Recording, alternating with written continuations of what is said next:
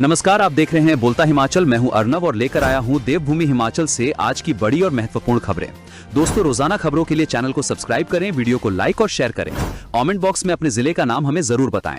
Video को अंत तक जरूर देखें। चलिए शुरू करते हैं आज का हिमाचल न्यूज बुलेटिन। हिमाचल में आज आधी रात से भंग हो जाएंगी पंचायतें। पहली से प्रशासकों के हाथों में होगी विकास कार्यों की कमान।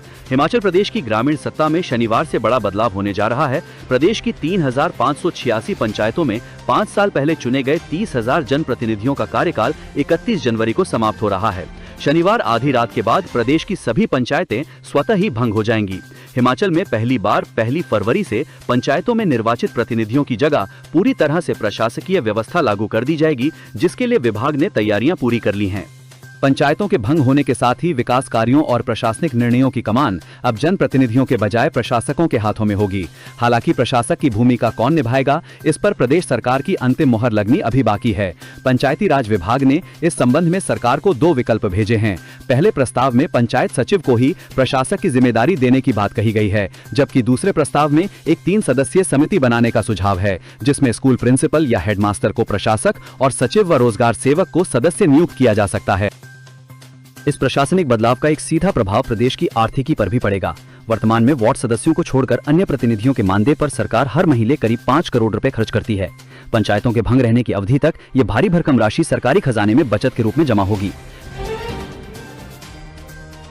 आम बजट कल। केंद्र से हिमाचल को 4 बड़ी उम्मीदें। वित्त मंत्री से प्रदेश हित के मुद्दे पर बात कर चुके हैं सीएम। केंद्र की मोदी सरकार अगला आम बजट रविवार को संसद में रखेगी। रेल बजट भी इसी का हिस्सा होगा। इस बजट में हिमाचल की बात सुनी जाएगी या नहीं, इसका पता भी रविवार को चल जाएगा। केंद्रीय बजट से पहले मुख्यमंत्री सुखविंदर सिंह सुक्खू केंद्रीय वित्त मंत्री से दिल्ली में मिल चुके हैं, जिस दौरान हिमाचल की ओर से 4 मुख्य मुद्दे उठाए गए हैं। इसमें राजस्व घाटा, अनुदान, लोन लिमिट, ग्रीन फंड और आपदा राहत जैसे मामले शामिल हैं। राज्य के लिए दुविधा की बात यह भी है कि अभी तक 16वें वित्त आयोग की सिफारिशों का पता नहीं है। हालांकि रिपोर्ट राष्ट्रपति को सौंपी जा चुकी है और वर्तमान में वित्त मंत्रालय में है, इसलिए 1 फरवरी का आम बजट महत्वपूर्ण हो गया है। इस बजट से पहले सीएम सुक्खू ने वित्त मंत्री से हिल स्टेट्स के लिए स्पेशल प्रोविजन की जोरदार मांग की है।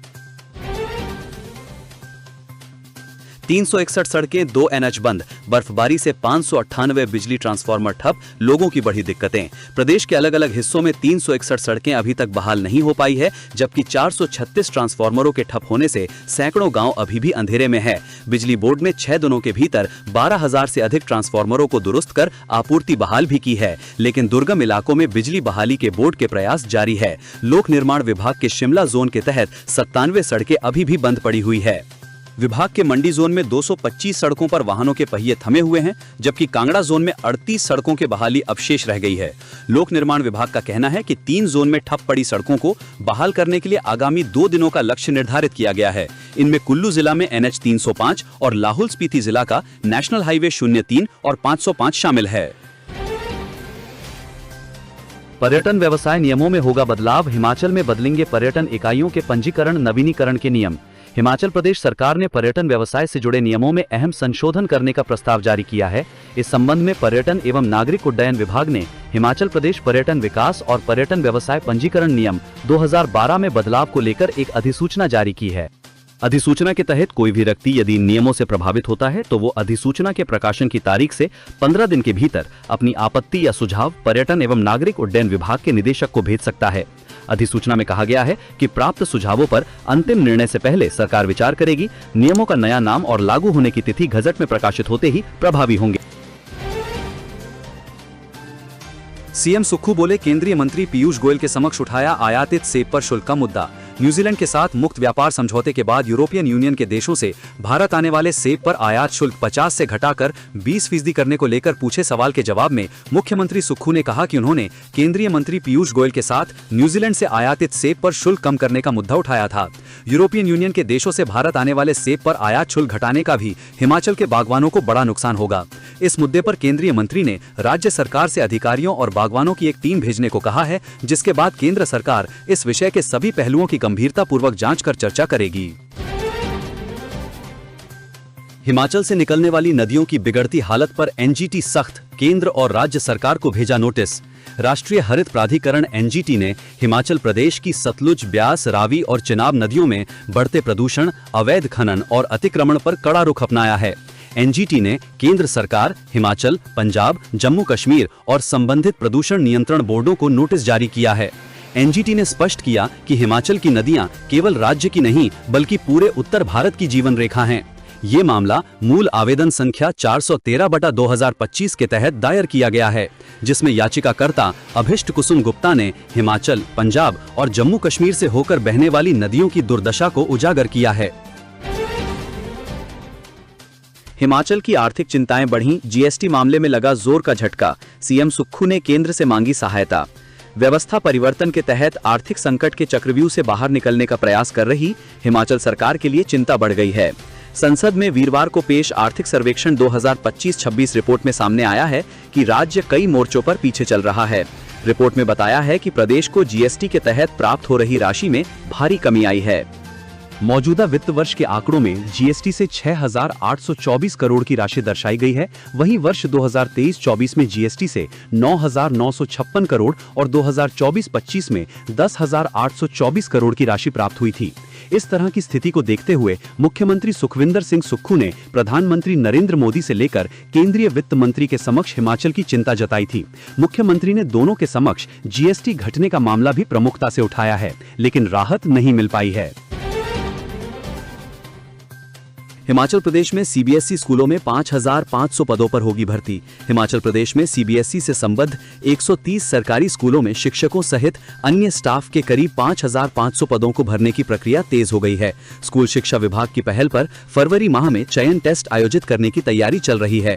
परीक्षा ऑनलाइन माध्यम से होगी और इसके लिए हिमाचल प्रदेश स्कूल शिक्षा बोर्ड शेड्यूल तैयार कर रहा है। सूत्रों के अनुसार टेस्ट फरवरी के अंतिम सप्ताह में हो सकता है। हालांकि औपचारिक अधिसूचना अभी जारी नहीं हुई है।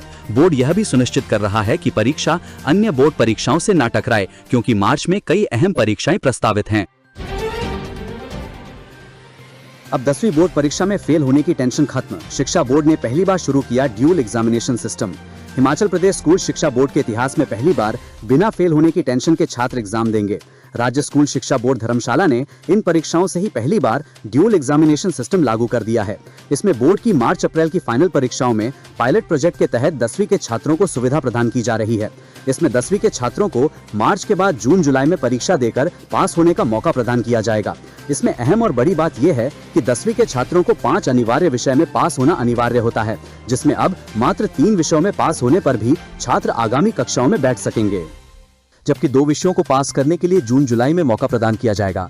इतना ही नहीं, किसी छात्र को पास होने पर भी अपने अंक बढ़ाने के लिए दोबारा परीक्षा देने की जरूरत लगती है, तो इम्प्रूवमेंट के तहत जून जुलाई में अपने 3 विषयों की परीक्षा दे सकेंगे।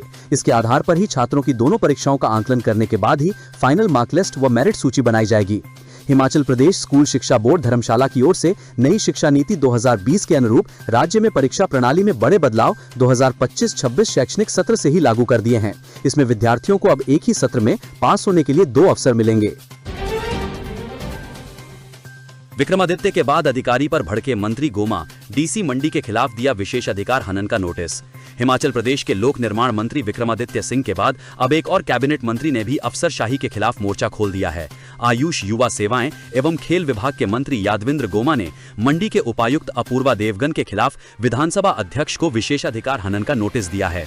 उन्होंने उपायुक्त पर गणतंत्र दिवस समारोह से एक दिन पहले मंडी आगमन के दौरान अनुपस्थित रहने और स्थापित सरकारी प्रोटोकॉल की अनदेखी करने का गंभीर आरोप लगाया है। शुक्रवार को विधानसभा अध्यक्ष कुलदीप सिंह पठानिया को भेजे नोटिस में मंत्री गोमा ने कहा है कि वे 25 जनवरी को गणतंत्र दिवस समारोह में भाग लेने के लिए मंडी पहुंचे थे। ये दौरा राष्ट्रीय महत्व के कार्यक्रम से जुड़ा था। इसके बावजूद उपायुक्त न तो स्वयं उपलब्ध थे और न ही उनकी ओर से किसी प्रकार का औपचारिक संचार किया गया। कोई वैकल्पिक व्यवस्था भी नहीं की गई। मंत्री का कहना है कि एक कैबिनेट मंत्री के आगमन के बावजूद उपायुक्त की अनुपस्थिति प्रशासनिक उदासीनता और जिम्मेदारी के अभाव को दर्शाती है। ये मामला सामान्य प्रशासनिक चूक नहीं है। उनका ये व्यवहार सरकारी प्रोटोकॉल और प्रशासनिक मानदंडों का स्पष्ट उल्लंघन है। इससे न केवल एक निर्वाचित जनप्रतिनिधि के संवैधानिक पद की गरिमा को ठेस पहुंची है, बल्कि यह विधायिका के प्रति असम्मान को भी दर्शाता है। बीएड पास युवाओं के लिए सुनहरा मौका। हिमाचल में 624 पदों पर निकली शिक्षकों की भर्ती।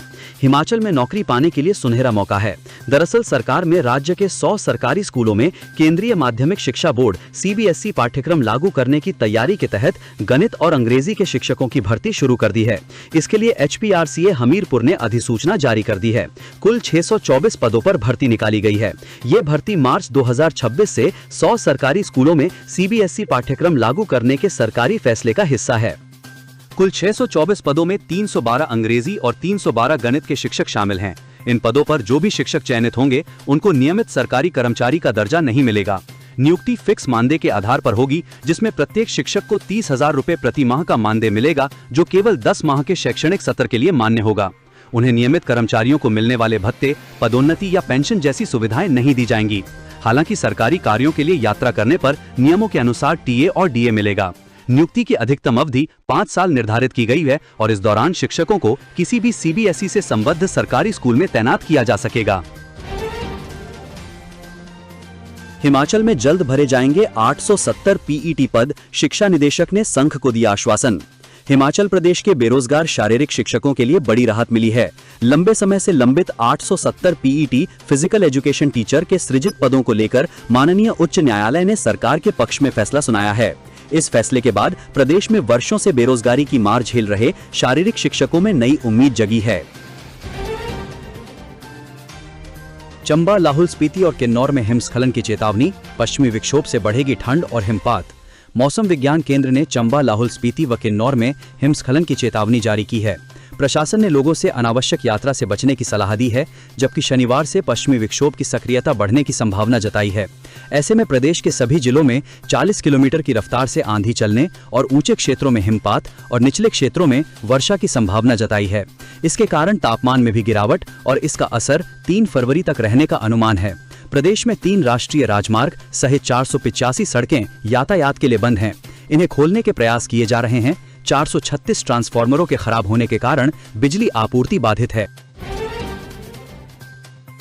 स्कूल शिक्षा बोर्ड ने जारी किया सिलेबस, 100 अंकों की होगी शिक्षकों की परीक्षा। हिमाचल प्रदेश स्कूल शिक्षा बोर्ड ने राज्य केंद्रीय CBSE स्कूलों में नियुक्त किए जाने वाले शिक्षकों के लिए सिलेबस जारी कर दिया है। बोर्ड ने प्रधानाचार्य, हेडमास्टर, प्रवक्ता और TGT पदों के लिए ये पाठ्यक्रम निर्धारित किया है। सिलेबस जारी होने के बाद अब उम्मीद जताई जा रही है कि बोर्ड जल्द ही इन परीक्षाओं की तिथि भी घोषित कर देगा।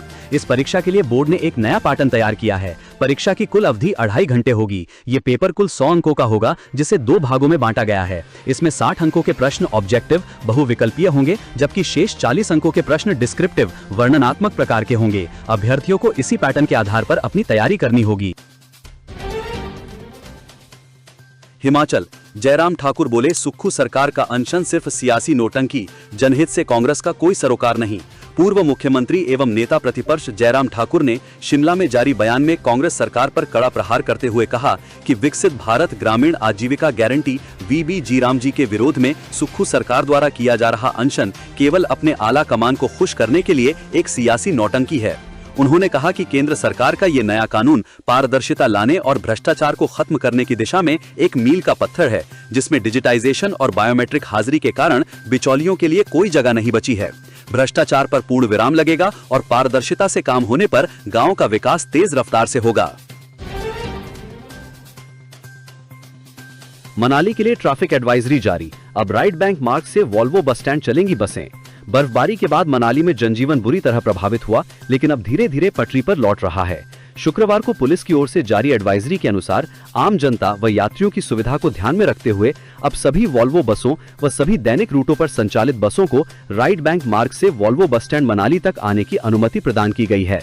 यह व्यवस्था मौसम की स्थिति के अधीन रहेगी। भारी बारिश, बर्फबारी, फिसलन या दृश्यता कम होने की स्थिति में यात्रियों की सुरक्षा को ध्यान में रखते हुए इस व्यवस्था में अस्थायी परिवर्तन किया जा सकता है या इसे स्थगित भी किया जा सकता है। यातायात व्यवस्था को सुचारू एवं सुरक्षित बनाए रखने के लिए संबंधित विभागों व यातायात पुलिस को आवश्यक दिशा निर्देश जारी कर दिए गए हैं। प्रशासन ने सभी बस चालकों व परिचालकों से अनुरोध किया है कि वे निर्धारित राइट बैंक मार्ग का ही उपयोग करें तथा यातायात नियमों एवं पुलिस प्रशासन की ओर से समय समय पर जारी निर्देशों का कड़ाई से पालन सुनिश्चित करें। हिमाचल में फिर करवट लेगा मौसम, 4 दिन बारिश बर्फबारी के आसार। राज्य में 2 पश्चिमी विक्षोभ के एक बार फिर सक्रिय होने से मौसम दोबारा बिगड़ने के आसार हैं और अगले 4 दिन राज्य के कई हिस्सों में बारिश और बर्फबारी हो सकती है, जबकि कुछ इलाकों में तेज हवाओं और गरज चमक का भी येलो अलर्ट जारी किया गया है। शिमला स्थित मौसम विज्ञान केंद्र के वैज्ञानिक संदीप कुमार शर्मा ने बताया कि मौसम विज्ञान केंद्र शिमला के अनुसार शुक्रवार की रात से 3 फरवरी तक प्रदेश में मौसम खराब बना रह सकता है और 1 फरवरी को पश्चिमी विक्षोभ का असर सबसे ज्यादा रहने की संभावना है। इस दौरान ऊंचाई वाले इलाकों जैसे कुल्लू, चंबा, लाहौल स्पीति और किन्नौर में बर्फबारी, जबकि मध्यम व मैदानी जिलों में बारिश हो सकती है। 1 फरवरी को अलग अलग स्थानों पर गरज के साथ बिजली चमकने और 40 से 60 किलोमीटर प्रति घंटे की रफ्तार से तेज हवाएं चलने की आशंका है। जनजातीय इलाकों में न्यूनतम तापमान 0 से 10 डिग्री सेल्सियस से नीचे तक चला गया है। राज्य आपातकालीन परिचालन केंद्र के अनुसार प्रदेश में 3 नेशनल हाईवे समेत करीब 482 सड़कें अभी भी यातायात के लिए बंद हैं, जबकि 436 बिजली ट्रांसफार्मर और 62 पेयजल योजनाएं प्रभावित हैं, जिनकी बहाली का काम जारी है। हालांकि शुक्रवार को 71 सड़कें, 92 बिजली ट्रांसफार्मर व 21 पेयजल योजनाओं को दुरुस्त भी किया गया है। दोस्तों, बोलता हिमाचल को सपोर्ट करने के लिए इस वीडियो को एक लाइक और कमेंट जरूर करें। साथ में चैनल को सब्सक्राइब करें। धन्यवाद। जय हिंद, जय भारत।